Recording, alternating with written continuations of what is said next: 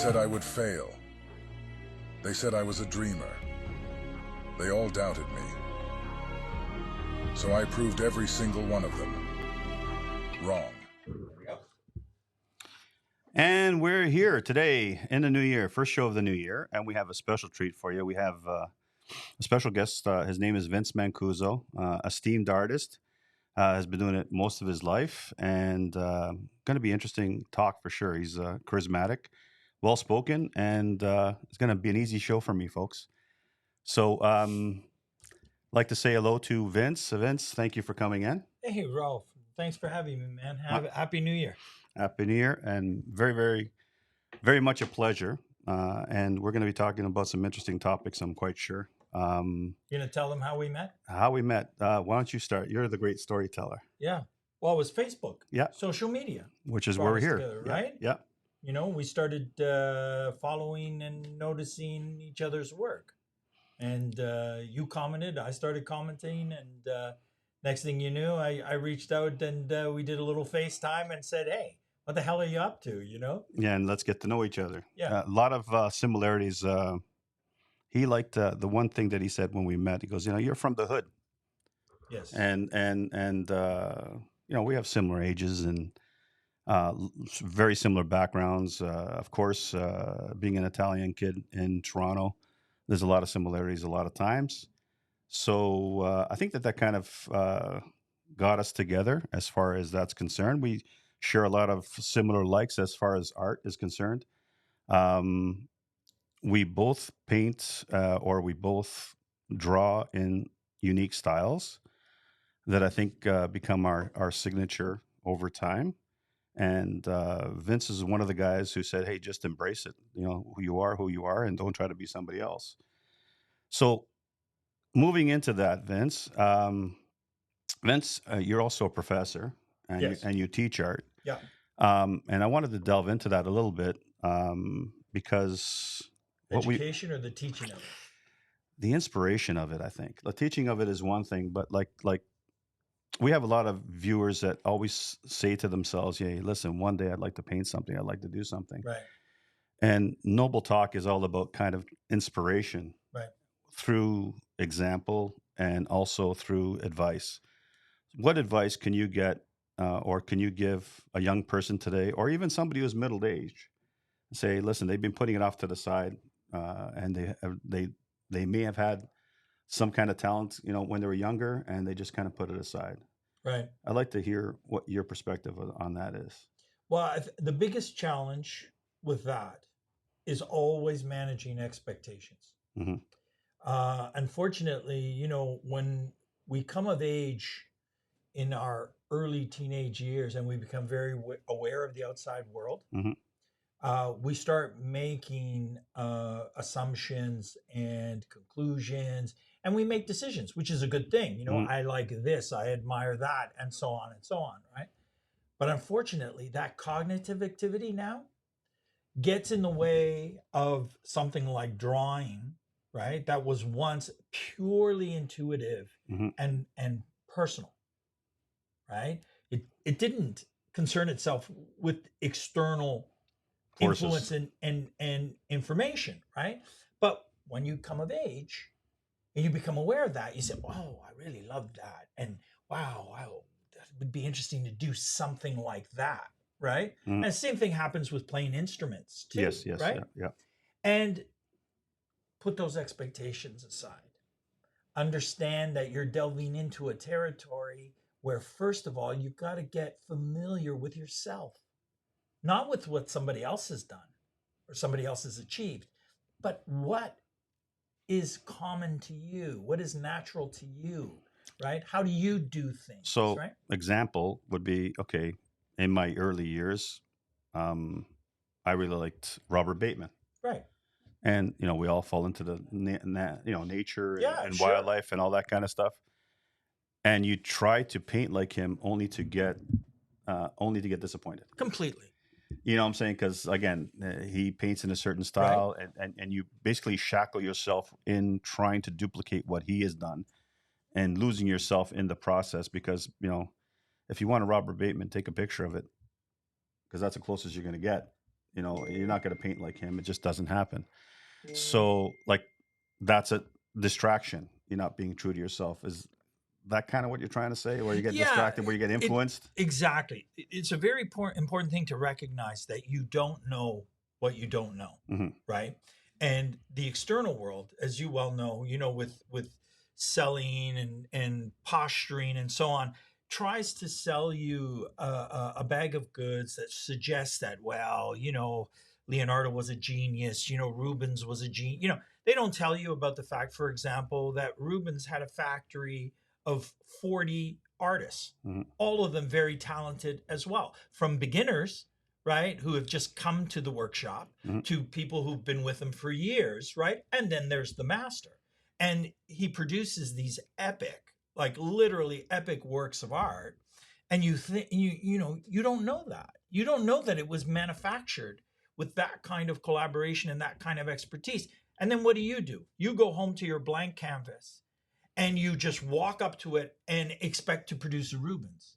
Yeah, yeah, That's understood. completely It's out of sorts. yeah, it's not your expectations become, basically there's no way that's going to happen. So It's not going to happen. you're setting yourself up for disappointment. Exactly. Yeah, And so exactly. your expectations cripple you. So now you've gotten in the way of something that's important to you and that you need to give it a chance to find its own legs. Hmm. Yeah, and you're not doing yourself any favors by trying to be somebody else. Your soul is your soul. That's your power. So, and I think that you know even I went through the journey whereby, okay, I slowly embraced how I paint. And it took me quite a while. It takes a while, It doesn't takes it? a while. Doesn't it? It's not like overnight that this happens. Um, but all the time, you're listening to the criticism that you get from other people too, That's right. Yeah. and that affects you or cannot affect you depending on your will, Yes. Yeah. right? So now you got person, okay, that's not really good or whatever, and Yeah. you're hearing all this kind of whatever, and you've got to kind of shut that out in order for you to keep going. Because again, every genius was ridiculed at one point Yeah. in life. Yeah. I mean, that guy's crazy. Yeah. And later, 30 years later, 100 years later, you find out that hey, he was right. Yeah. Same thing with art. It's personal. You don't necessarily have to like my paintings. I do. So that was always the way I kind of approached it, and I try to be brash about it. You mentioned that, hey, listen, he just goes to work and he paints. That's kind of the way I've always done it. That's right. And So that's the way to do it. and I embrace that. Like I said, I'm just going to paint today. And what am I going to paint? I don't know. It'll pop up. I'm going to look through some inspirational pictures or do whatever, do this, and then okay, I'm doing this today. And turn well, turn bad. I didn't care. Like I really didn't. And then whatever it is, it is. And then if it didn't turn out, you know what? We paint over it and we'll do something else on top of it. Exactly right. Wasn't that beautiful? So if you can give yourself that kind of leeway and opportunity Mhm. and be considerate, about that, right? That, getting to know yourself is a process as well, right? And what you may think you are capable Mhm. of is a lot different the moment it manifests itself in a physical Yeah. representation. Whether you're building a couch, a house, a painting, Yeah. right? The other problem is when you're immersed in the activity, you are not logically cognitive of what's going on in an objective way because you're You're in it. you're in it. And if you interfere with that, you are literally not giving it a chance to come alive. You're not. You're Yeah. killing it before it's even started. Or you have somebody walk in the room. Oh, you know what? You should change that or do this or do that. Oh, okay. Well, give them the brush and say you do it then. Yeah. It's like paint your own painting. Yeah. So there's a lot of times where that happens. Okay, maybe you can brush that up a Yeah, bit. Maybe yeah, you can do maybe that not. a bit. Yeah. Maybe. Okay. But all right, I'll take that into consideration and I'll try to stay calm. But you're so polite. Yeah. I'll take that into consideration. You know what? If I can get to it, I will. If I can't, and a lot of times I do it to humor them. But the bottom line is your painting's your painting, and that's your property. And okay, unless you got a commission where somebody's very specific as to what you want, it really shouldn't matter because it's supposed to be fun too. Yeah. right? Like when Yeah. you're painting, it's fun. Like you're painting. One thing about Vince's paintings that mythologically based storytelling, many characters in their paintings, and a story within a story, and he leaves it to you to kind of figure it out. And he'd be more than happy to tell you what each painting's about. But he paints in a certain way where I know a Vince Mancuso painting when I see it. There's usually more than one item, and there's usually a 3D perspective of it. There's usually some good shading. There's some interesting characters, and you're always scratching your head. Okay, okay, what's going on here? I got this guy, this guy, this guy, and mythologically based. We both are huge DC comic fans. So Don't forget Marvel. Marvel's great too, but I noticed that there's a lot of Batman and a lot of Superman type. It's of a thing. good point. Yeah. You know that on the DC side of things, Batman is really the only one Mhm. that stole my heart. Yeah. And then everything after that is all Marvel. Yes. Captain America, Submariner, Thor, the Hulk, right? It's all Marvel. Yeah, a But little more fun. Batman, I am Batman. Yeah. I know that you would say you're Batman. Yeah, yeah. So, but that's the fun of beautiful. it. That's It's beauty the fun. of it. The fun of it is that you can put a costume on and anybody can be Batman because he didn't have superpowers. That's right. He was smart enough to beat all the crime in Gotham. Yeah. The way with his wits. Yeah. So like we admire that and the fact that he had such a cool costume. Wasn't it the coolest? The coolest and the I coolest. had one cars. when I was a little guy. Did you? Vince, one of the sad things about my life is I had nothing that was fun in my life. There was no toys. Okay, I was lucky to get a pair of pants at Christmas. Yeah, I know that feeling. I know that story. So the only Batmobile I've ever seen, a friend of mine had five doors down. It was one of those kind of like bigger size ones. Yeah. And then he had a small dinky one, the kind of was like the 4 or 5 inch ones that had the little the one that you order from the comic books. Yeah, yeah. That had the little knife at the front of it that popped out. Yeah. And I said, wow, wouldn't that be cool to have? And that was about the extent of it with that as a kid. But I noticed that in your paintings, there's a lot of that, and there's, like I said, pathos, and you have like a lot of like mythical creatures that you kind of intertwine in there, which has always been very cool. So I look at that, and if somebody were to ask you why you do that, only you can answer. And that's why I'm going to ask you. It's because it's just a lot of fun. Mm-hmm. It's as simple as saying it's just a lot of fun. Look, at the very core of it, okay, what my work is really about, right, is structural geometry. Mm-hmm. That's really what it's all about. Right. Right. You know, spheres, cones, cylinders, cubes, right, reformulated into constructs. Right? Into construction. And make sure the perspective in a lot of cases is correct, unless you are purposefully twisting it. And manipulating.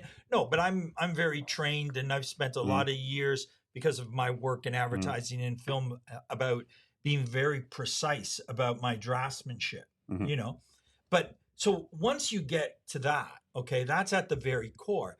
But then what? I'm only going to draw cubes, spheres, and cylinders. That's no fun. That's right. Right? And this is where then the opportunity for imagination, for mythical fairy tales, for invention, right? For possibilities. And you draw the things you love. Right. Right? And that's really the motivation behind it. It's just like I'm a historian, right? Yes. I love history. And I dig deep. Real deep, you know, into European past, you know, Asia, you know, Mesopotamia, you know, North Africa, so on and so forth, you know. And when you start to see mythologies and fairy tales from other cultures and how they play with certain archetypes, you know, heroes, victims, villains, so on and so forth. Wow, you look at the characters that they create. What a cornucopia of inspiration, right? Of excitement, right? And why wouldn't I want to mess with that? Like, why wouldn't I want to have Spartacus having tea, you know, with Batman and Minona? Mm-hmm. Yeah, and that's just fun. And try to tell me why I shouldn't. And why I shouldn't. That's right. Tell me why I shouldn't. Yeah, you know? exactly. That's my life. It's my story, and these are the experiences that I've had. Right. So you find it funny how those mythical gods and so on and so kind of mirror today's comic book heroes. I don't find it funny. Yeah. I find it absolutely poignant and relevant. And that's the key thing, what we deemed, what highbrow culture, right, or educated culture, deemed trash or lowbrow, in popular comic books, television shows, and so on and so forth, really are the collective consciousness of the civilization. Right. Right. So, when you had the Greeks identifying with Apollo and Zeus and so on and so forth and all that kind of thing, well, you have North Americans, right, including ourselves, right, even as immigrant children, like we were born here, identifying with Batman, identifying with Iron Man. Like, here's an interesting story I'll tell you. I grew up and Batman was my guy. And I used to have at dinner time when my wife wasn't there, it was just the boys. We'd have these mashup discussions about superheroes and their relevancy and so on and so forth. And my youngest one would always like to, ask, well, who would you want to be if you had to, And of course, I said, well, that's a ridiculous question to ask me. You guys know what the answer is going to be. It's going to be Batman, right? And I looked at them and I said, and so this is a generation, later, right? The next generation. And I said, well, who would you want to be? And they said, Tony Stark. I said, oh, okay, let's unpack that. That's really interesting. Yes. Why Tony Stark, right? And they said, well, Dad, we can relate to the fact that you dig Batman and he's super cool and we love him too. But Batman's a wealthy guy, okay? And he has everybody do everything for him. He has other people build his car. He has other people build his suit. He has other people build his magic, right? Yeah. Tony did it all builds his own cars, builds his own. Because he happens to be a genius as well. Right? And I found that really interesting as a paradigm shift culturally from one generation to the next, because growing up as a child in the 60s, right? You always thought of things as being like the alpha male was the guy who could get everybody to do everything for him, and he just kind of walked in and stepped into the race car and drove to the finish line, right? Right. But the new generation, the sort of new millennium, attitude is being the guy that has all the resources to build and make whatever they want, right? And that's a cultural shift. Yeah, it's basically telling you that, okay, it's fine to be Batman and get all this done on the cover and all that kind of stuff. But listen, this guy was in a cave and he created a robot and or suit to fly or escape from with absolutely not too many resources whatsoever. Exactly. So that, okay, wow, not only did he solve the problem, he actually created something cool, and he created Iron Man, or the world of Iron Man. Right. And I could see that, and actually pretty cool to think about, because again, he didn't have any superpowers either. No. As a mirror image. That's right. Right. Yeah. So like he did. So it. I wonder if there was an influence in the fact that you like Batman. He didn't have superpowers, and they say, who doesn't have superpowers? That's also cool. And then that conversation came into them thinking into, okay, Iron Man, he's much cooler. Yeah. You know what I'm saying? Like that takes it to another place. They could have said anybody. They could have said anybody, but that the paradigm shift there, or the literal lateral shift, just represents how growing up socially and culturally in different eras and different times with different ideologies and aspirations, that a culture might have. The generational shift shapes things, things and shapes our perspectives. It's a generational shift for sure. We had pages to flip through. They've got all these wonderful, movies that they get to see, and we get to see too. But when we were developing, it's okay. Let's grab $1 or whatever the comic book would be, and let's filter through that and bring our imaginations through drawing. So when I look at that, and you trying to tell a story, I look at a young Vince Mancuso looking through his comic books, and even today is influenced by it. In the way that you paint is almost reminiscent of it. You're trying to tell the story, just like a comic, like a comic book would. Yeah. So like I look at that and I said, okay, well that's pretty cool, because you know what, like I'm of the belief that you don't really change over the course of your life. You are who you are, and you just become better at who you become better at developing who you are as time goes. And David Bowie said it. I love growing older because I just keep getting smarter. Or, Yeah. and just to paraphrase. Yeah.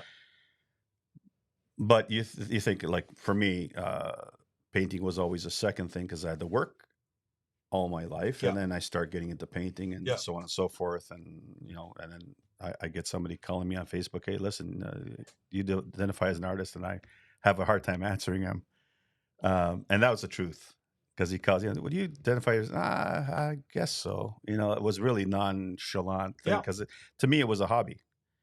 And he goes, no, like, I see what you do. You can consider yourself an artist. This is what an artist is, and so on and so forth. And he kind of like shed light on that gray area in my mind. So that worked out as far as that was concerned. So, like, I look at it and I say, okay, so I even me, I love to paint the Spider-Mans and this, and like, or even color or whatever. We're always doodling and stuff like that. I find it, I don't know, funny, but you always want to become that kid that you were, and you find that same thing, like, okay, yeah, we're old, we're gray, we're this, we're that, but inside there's that 9-year-old kid, 11-year-old kid who wants to draw superheroes. Those are the formative moments, right?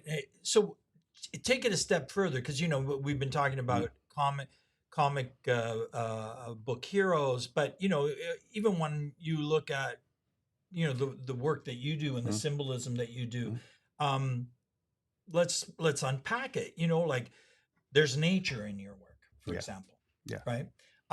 There's wildlife in your work. The animals that you select have powerful spiritual and symbolic meaning to you. Whether they're the gorillas, whether they're the lions. The lion specifically, I know is a main one for me. The equivalent of that is the bull, or the ox, right? Yeah. So we become collectors of experiences, and think about it. When do those experiences sear themselves into your, collective memory and subconscious and your cortex, like, unmistakably unremovable, usually during those formative years as a child.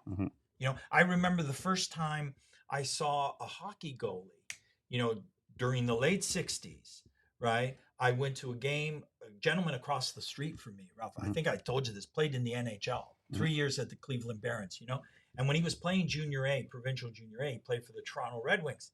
And, I was a kid. His father asked my father if we could take me to the game. This is the first hockey game I ever went to, right? And there we were, I think it was at Weston Arena, in the West End. And when I saw the goalie come out with those leather pads and that mat, I mean, he was a science fiction creature. Gladiator, right? Yeah. Incredible parallel there, right? Well, that seared itself in my memory as something cool, just like a car would. Meaningful, cool. Yeah. Earth shaking. I knew it was important. I knew it had power. Yeah, right. And it stuck to the things that you like. Exactly. Because there's that box of things that you like. Yeah, the box of things that you like. The box of things that you like that you kind of paint. Okay, what am I going to paint? I don't like that. I'm not painting that. You ask me to paint an insect. It's not going to happen. I just don't like insects. Yeah, that's not so your like thing. That's not my thing. Yeah. So I'm not going to paint an insect for you. But the point of the matter is that your box of things that you like, and you like to okay, I like cars. I like goalies. That's I right. like animals. And you start unpacking. And it's okay. This is what am I going to do today for this? That's right. So what we're trying to say here is, guys, pick up your pens, pick up your paintbrushes, be fearless, and nobody's going to be judging you. Yeah, be fearless. Be fearless. Just get out there and just paint, and grab yourself some paints. You can buy a nice little set, $80, $100. Buy yourself some canvases, or if you don't want to paint on canvas, you can paint on paper. If that's too much for you, grab some pens, markers, whatever. Start getting yourself free in the fact that, you can become creative slowly. It's a process, and you got to be What I think that a lot of people are missing is the discipline it takes to Yeah, you got to. It's a start and stick to it, finish. stick to itness. Yes. You know, you got to keep doing reps, Mm. reps. You know, I talk about this with my students all the time, right? Uh, you know, a guy who shoots, or scores 50 goals in the NHL doesn't do that just by stepping on the ice and playing. They're shooting thousands of pucks, Every right? day. Yeah. Every Yeah. day Yeah. at the net, right? A basketball player is taking thousands of free throws. So repetition is very important. And going back to that thing about managing expectations is don't let the expectations get in the way of the work and the repetitions. Because if you surrender to that exponentially, time will become an asset, right? And Yeah. you will get there. And what you painted in 2004 and what you paint in 2024 will be immensely different because, again, you just perfecting your craft. Uh, Tony Robbins, which I've mentioned on the show several times, it takes 10,000 hours to master There you anything. go. So you got 10,000 hours developed in something, and you slowly start becoming better. And it's funny if you pull out your notepad from 10 years ago, 20 years ago, and you pull out your notepad from yesterday, even yourself cannot deny that you're getting better. And that's what we're trying to say. You got to start in order for Then you just yourself gotta to get start. better, and then Yeah. you got to become diligent and disciplined in the fact that you're going to become. And I don't know about you, but it's to me, when I'm painting, when I'm drawing, I forget the rest of the world. Yeah, you become absorbed. You're Your immersed in it. concentration is very focused. There's another thing I want to add to that because challenging. It's so layered, right? The complexities that can get in the way. So here's another thing, right? The notion of correctness or perfection, right? Mhm. And what's very important, and I say this to my students all the time, is that perfection is overrated, Mhm. and it is not the desired outcome.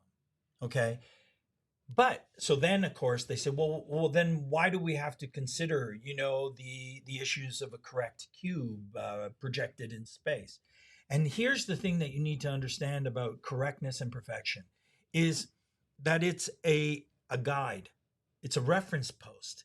It is something that you can take your repetitions and compare it to and see how accurate or how close you're coming. But it's not a desired outcome, right? Because in the end, you want Nothing's to perfect allow yourself, to right, develop. to develop and express itself because your originality does not lie in perfection.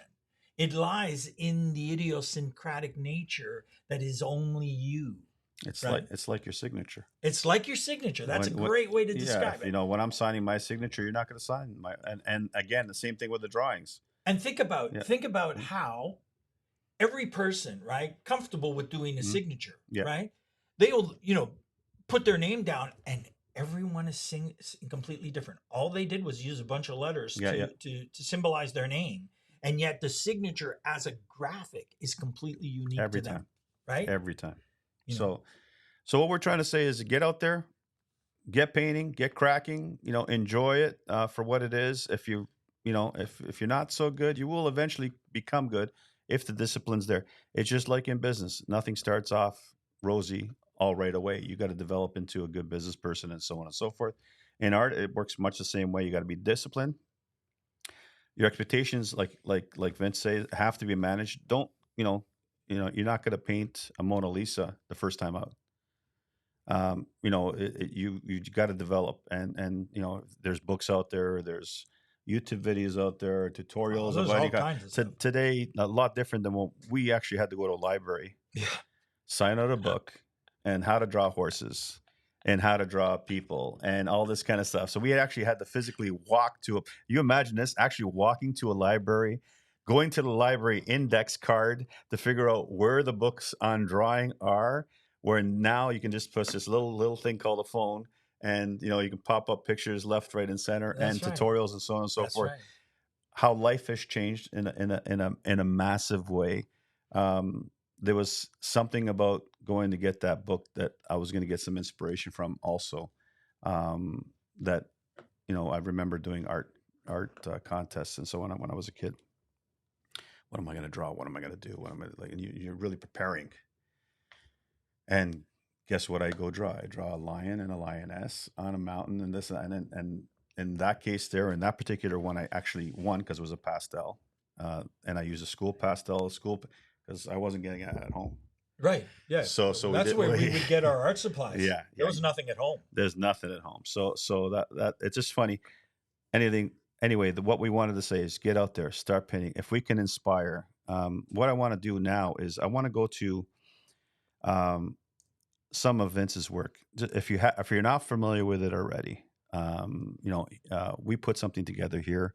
It's a 2-minute video. He just did a show recently where it self-promoting show, but it was Self-produced, yeah. self-produced, and it was done very, very well. He was very successful doing it, and this will give you a great example of the kind of work that he does. So let's go to that, Ozzy.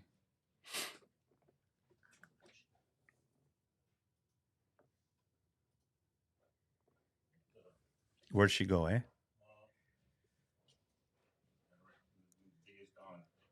So we'll keep talking while you do that. How's that? So the next thing we're going to talk about is growing up Italian. Okay. I know that's one of your favorite subjects. So we'll get into that. I love my Italianness. So okay, so let's get to that.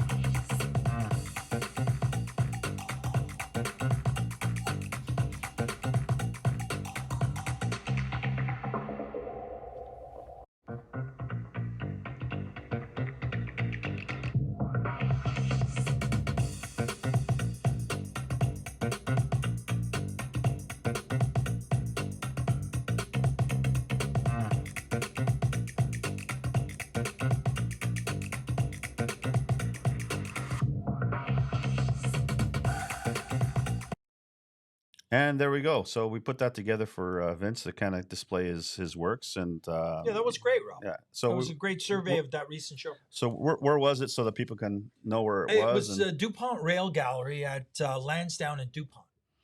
And West End, Toronto West End. West End, and you got a future one coming up. I think you're preparing for. Yeah, January 19th. We're going to be at the Flato Markham Theater. My brother Dominic, he's a Juno Award-winning musician, and he's been asked to put on a concert there with a Italian jazz pianist named Vittorio Mezza. Mm-hmm. And the Flato Theater, is state of the art. Right. And because of that, they've got a computer system, high powered projectors, massive 18 by 32 foot screen. Mm-hmm. So I'm going to be doing some live painting with an iPad, some digital on the spot, creations while the music happens. Very, very cool. So he's got the music, he's got the artists in front of him. And in the meantime, there's a screen behind, and he'll be drawing while they're playing their music. And you can actually not only get the visceral feeling of listening to the great music, but you'll get the visual of stuff happening or being created as you listening to the music. It's a really cool concept. I think Vince and his brother kind of developed it. I don't think anybody else really has done it. We did the first time we did it. Literally, we did it to mark the new millennium. Mm-hmm. So we did it in the year 2000. Okay. And yes, we were like first out of the gate. In regards to that, there were a lot of experimentation that was going on with digital. But what I was very interested in, and this is, of course, because of my background as a storyboard artist, as an illustrator, in the early 90s, when the desktop revolution came into advertising and television. Obviously, that was a business that I was in, and I did storyboards for major corporations, and it was shifting digitally. So I started working with the computers, and when we were thinking about what to do to mark the millennium, we said, wow, the toys are good enough for us to be able to paint live and in the moment and project it as large as the technology will allow us to do, right? And so we went for it. We produced a show. We secured the Burton Auditorium at York University, and we had 450 people Awesome. come to see it. And we were recognized for being Canadian digital innovators, because we were kind of first out of the gate. So, Vince's brother, Dominic, Dominic, yeah. Juno Award winning, great voice, great skills, great pipes. He told me a story about many years ago where they went to Italy with their dad, and Vince would sing, and everybody around. Can you get that story? Because that's quite which nice. one? We Where went you got when your dad, Yeah. yourself, and I guess they called you. They said, "Okay, you guys," and he says, "Yes, I'll sing," and then you guys kind of set up a venue there, and then how well it went, Yeah, and how well received it went. yeah. And that was it before the Juno or after the Juno? It was after the Juno. Dom won the Juno in 2010. I think you're referring to the tours. My brother did 2 tours of Italy, starting in Milan and then working his way all the way down into Sicily, where we are from. We're Sicilians, right? And the second trip, my mother had just passed in 2011, and we were going to Italy, so we brought my father. So he basically was a roadie with the band. And what we ended up doing was my brother, orchestrated it. So in the town of my parents' birth, we had like a 600, 700 person concert in the piazza. But I didn't sing.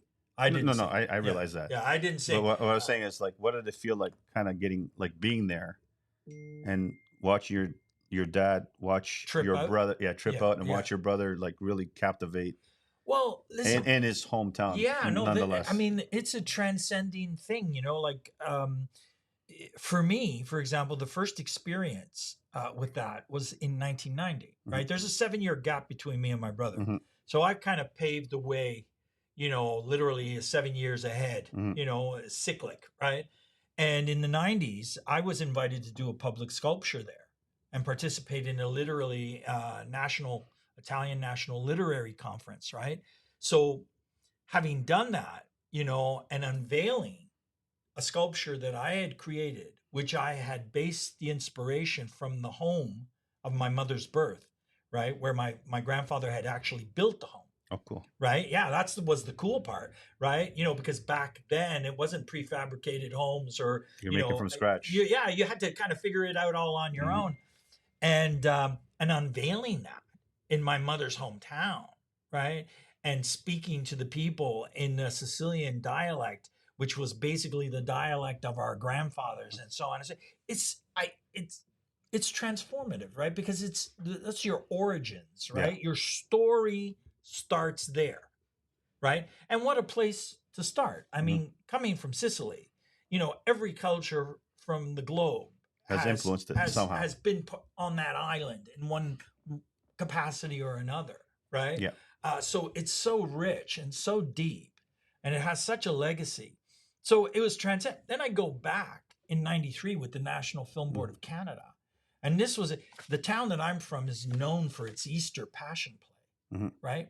Now, what you got to understand, that town was built in the 10th century by the Normans, who eventually ruled the island from somewhere around 900 to about 1200, 1300, right? They controlled the island. So the place of my parents' birth is a byproduct of the Norman garrison, right? That came in and situated itself there.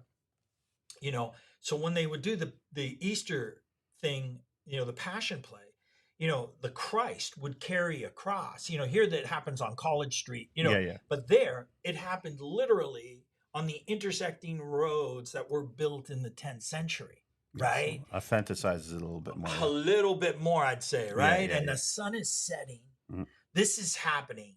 I'm there with a film crew. I'm sitting in the middle of it, actually sketching it while it's unfolding, so that the camera, and like I'm levitating, Mhm. right?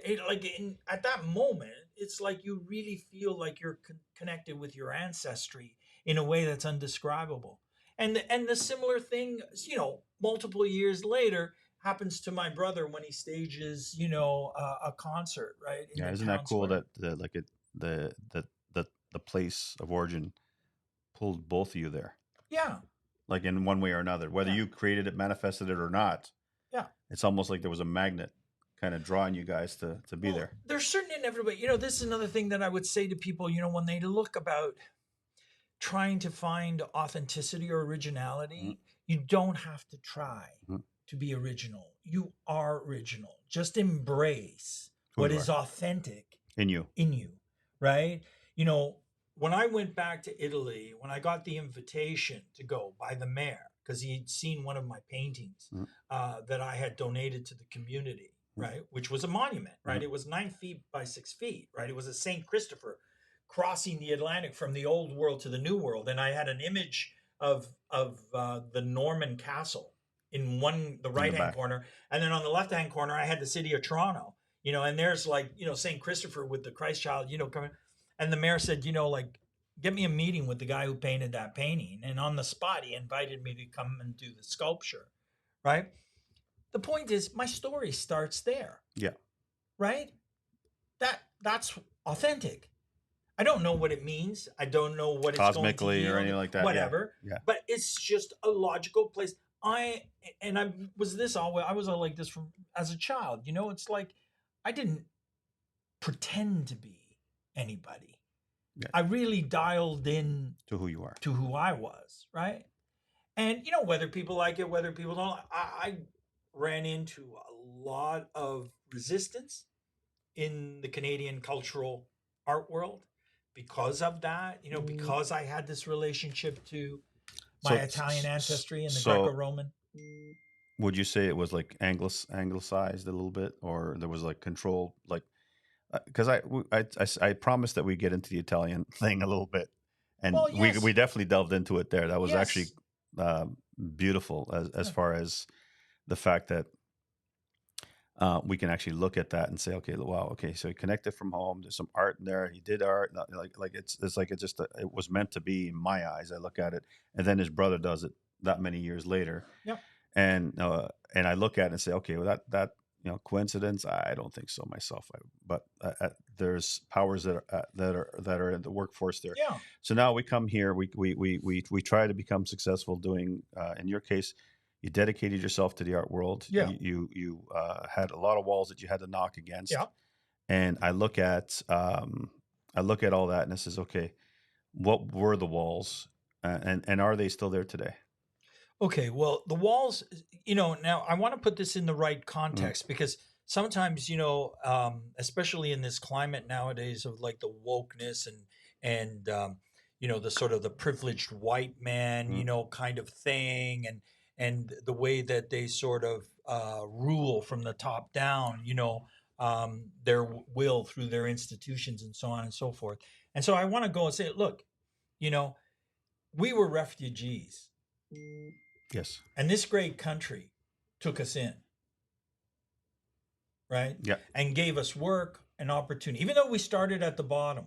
Okay. And we didn't ask for any help. No, we didn't ask for any help.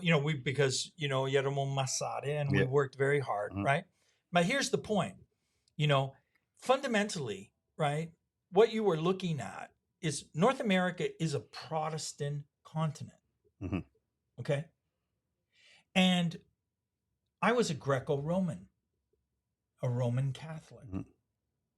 So it is to be expected that when my work started to assert itself in the public milieu of the Toronto and Canadian art scene, right, that there would be resistance. right? Why wouldn't there be? They're Protestants, Hmm. right? You know, the Reformation, they're iconoclastic, Different right? tribes. Different tribes. So that means that their cultural wiring is different. Even the way that their thinking process is different. They're suspicious of images, right? This is why they challenged the Pope and the Roman Catholic Church, and why Henry, the King of England, made himself the head of the English Church, right? So these are things that they're challenges, right? They're not inappropriate challenges, though. You have to earn your place Yeah, in a of course. Yeah, culture, it's not an right? excuse. I mean, It's just not yeah, so what happens is the gatekeepers or the guys who are keeping the keys, yeah, for the most part, during that time, decide whether or not you become relevant. And then yeah. you can go on your own. You can go rogue, and you can develop your own style, your own fan base, and your own this, and That's right. that's just a longer course. It's a long game. But it doesn't mean that you've been defeated. Not at all. So what happens is, so now you got to toughen up. Now you got to man up. You got to go. Okay, listen, I'm just going to work around it, which Vince has done. And what I use that because like it's the classic comic book story where good versus evil, or guys who are persistent and don't give up always win. It's relevant in business. It's relevant in art. Like I find that like the story, the start to the finish, there's a lot of commonalities in most people's journeys. Everybody comes across obstacles, and it's how we deal with those obstacles fruitfully. And we're going to make mistakes. Productively, Yeah, yeah. and you're going to go back a couple steps and then come forward again, and all that kind of stuff. That's going to happen. That's all natural. But it's funny how everything kind of like that storyline. And I argue, or I put to the table that, reading those comic books and good versus bad, did that influence us to become stronger? That's what I'm putting to the table. We see these mythical creatures or mythical stories of Ulysses and all these kind of things, and they're going against all these trials, and you have Hercules with his 13 trials and so on and so forth. You have all this, and we got this in our brain. And is that subconsciously making us the not give up gene? I call it not give up gene because I find that I have it. I don't like to lose. But where did it come from? So I'm arguing, is that the case? Because in your case, you've always considered yourself, hey, listen, this is who I am, and I'm going to fight through it. And like, I'm just trying to put to the table that in order to fight through things, sometimes you just got to man up and say, okay, listen, I'm going to have 10 years of shit, but I know that it's for a purpose. And then after you get out of that crap, Well, that's how it goes. yeah, Look, you got three options in any situation, right? You're either going to stand and fight, right? yeah, You're either going to drop down and die, or you're going to run in the opposite direction, yeah, right? fight or flight, or figure it out. Yeah, or turtle and roll over, right? And especially for young men, because our very role, by the nature of what we are, genetically, is we are there to, protect the perimeter, to venture out, and to acquire territory so that we can procreate, and there's a place, for our children, and to grow, and our wives and mothers, to be safe and to be able to nurture, right? And always remember our culture. As much as people are trying to, in Canada, we're lucky because we get to embrace our cultures a little bit more than they do in the States. And we had a conversation a while, and maybe we'll leave this for another time. But I remember you saying to me that people from Italy themselves who are there don't appreciate Italy as much as the guys who are here. Yeah, well, that's true. Italy's a complex place because you can see, because of its history, why it's so easy for it to become insular, right? And in a way, almost dwell in its own past, right? But if you look at the trajectory of Italy, I mean, the peninsula of Italy can basically fit into Ontario 100 times. Okay. So it's inevitable, right? From its geology, right? And from its resources, that it can only sustain a certain population. So, really, what is the greater legacy of Italy, right? And it's taken Italy some time to get used to it. And excitingly to say, it is changing now. It is changing. That the Italian establishment now is starting to recognize that they have this extended expatriate citizenry that literally inhabits the four corners of the globe: South America, Australia, right? The northern, eastern, and western part of Europe, North America, right? And those people that are the inheritors of that Greco-Roman legacy, right? Which is the cornerstone of our Western civilization, arguably, but is, right? Are doing incredible things. But they're still connected, Yeah. So where before they would say, that guy's just un canadese. That's right. They would say, hey, listen, he's one of us now.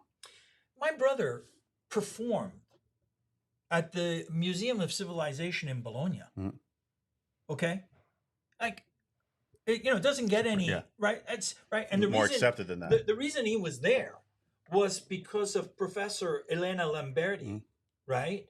Who is a PhD on Marshall McLuhan studies, right? So she spent some time in Canada learning about contemporary media, television, film, right? Heavy Marshall McLuhan studies, right? He's a major figure, academic figure in Canadian academia, right? And linguistics and so on and so forth. And when she went back to Italy, right?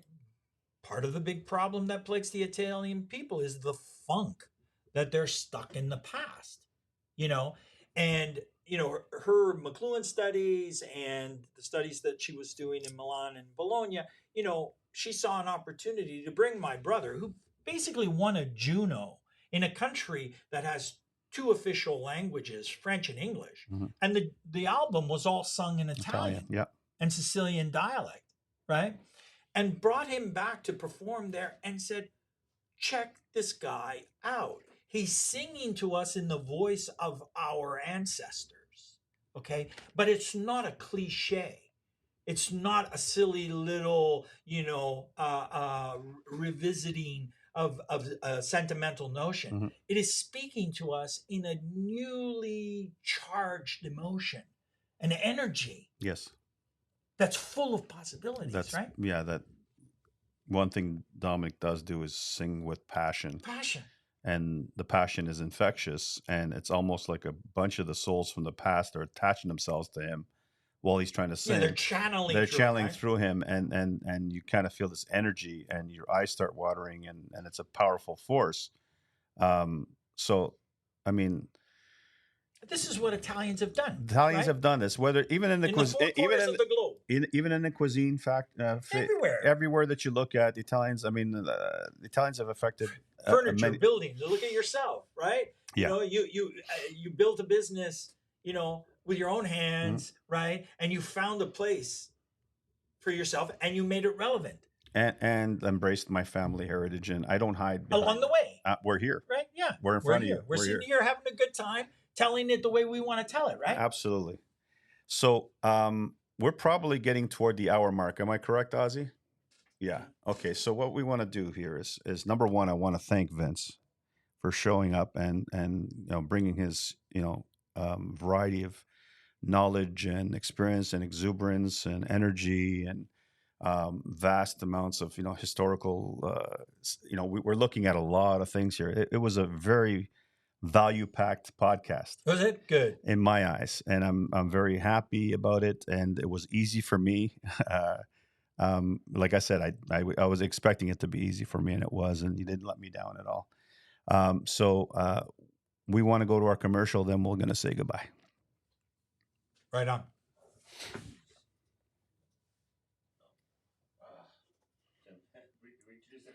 We're so riveting that my friend Ozzy back behind there is he's just lost his way. Oh yeah, are we still on? This doesn't happen. No, hey, listen. I want to say thank you, brother.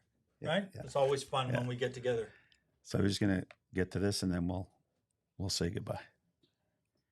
Are you okay, Ozzy? Yeah. Hold on. Tell you what, why don't we skip it? Don't worry about it, Ozzy. Hang on. Found it. Here we go. Okay, here we go. Let's pay some bills and get to this commercial.